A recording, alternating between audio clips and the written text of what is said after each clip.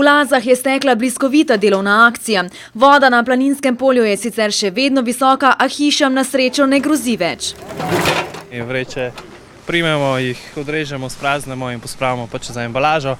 Rokave so zavihali vojaki Slovenske vojske, vaščani pa tudi uslužbenci občine Logatec.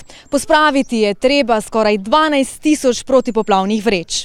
Smo se odločili, da bomo tem našim vaščanom oziroma sokrajanom pomagali vsaj na nek tak način, bom rekel, humana, če se že s finančnimi sredstvi ne da. In vaščani so hvaležni za pomoč, saj imajo težav več kot preveč. Zidovi te hiše, v kateri je narasla voda segala 2 metra visoko, so še vedno mokri. Tudi omet je odpadal stran, kar je tehle mavčnih oblog so pa v bistvu razpadle.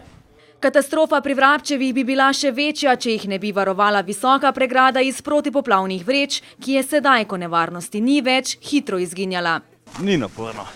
Vsak vemo, kaj smo zato, da pomagamo, lejemo stiski in to je to. Zlagamo vreče, pospravljamo to, kar je bilo za poplave.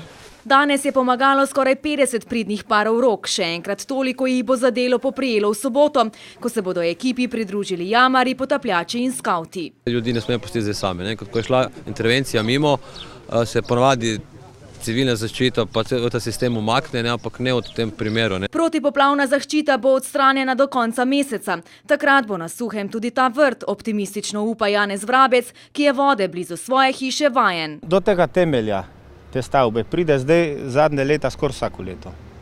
Klik zaradi tega sem jaz 1 meter vrt dvignil, da bi se tej vodi izognil. A letos je bila narava močnejša. Jezero na Planinskem polju naj bi se dokončno umaknilo šele junija.